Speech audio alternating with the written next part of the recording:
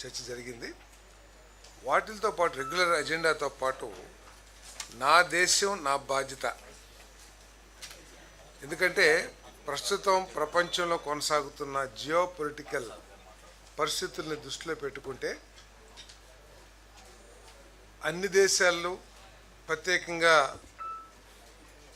మన దేశం మీద ఎనర్జీ అంటే ఇంధన అవసరాల మీద ఒత్తిడి కానివ్వండి, విదేశీ మారక ద్రవ్యాల మీద ఒత్తిడి కానివ్వండి, అదేవిధంగా మన దేశం నుంచి ప్రత్యేకంగా రైతులు పండించిన పంటలు ఎగుమతులు చేయటంలో కానివ్వండి, సో వీటన్నిటి మూలంగా అనేక సమస్యలు ఉత్పన్నమయ్యే పరిస్థితులు కనబడుతున్నాయి. కాబట్టి ప్రతి వ్యక్తి కూడా నా దేశం నా బాధ్యత అనే భావంతో కొన్ని చర్యలు తీసుకుంటే దేశానికి మేలు జరుగుతుందనే విషయం మీద ముఖ్యమంత్రి గారు అదేవిధంగా క్యాబినెట్ సహచరులు అందరితో కూడా చర్చించి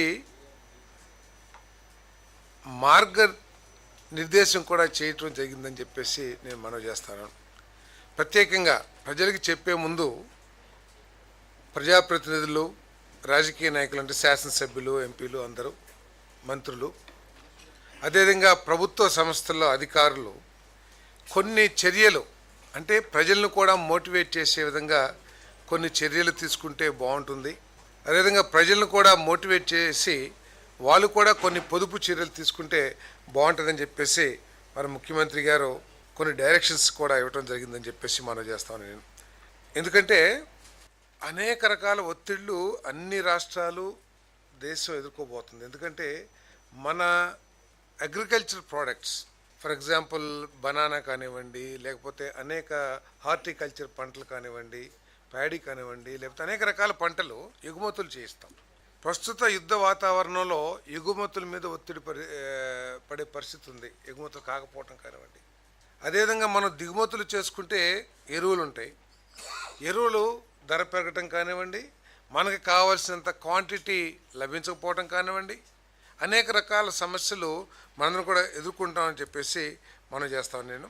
మరి అదేవిధంగా gas imports, fuel imports, petrol, diesel, petroleum ఇవన్నీ ఇంపోర్ట్స్ అన్నీ కూడా తగ్గే పరిస్థితులు ఉన్నాయి. కాబట్టి ఏం చేయాలని చెప్పేసి ముఖ్యమంత్రి గారు కొంత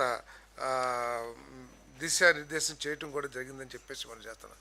దీంట్లో ముఖ్యంగా ఈ ప్రజాప్రతినిధులు కాన్వాయ్లు, అదేవిధంగా ఎక్కువ వాహనాల్లో ప్రయాణించటం, అదేవిధంగా విదేశీ పర్యటనల్ని వీటన్నిటిలో కూడా తగ్గించుకోవాలని చెప్పేసి ముఖ్యమంత్రి గారు సూచించడం జరిగిందని చెప్పేసి మనం చేస్తాను నేను.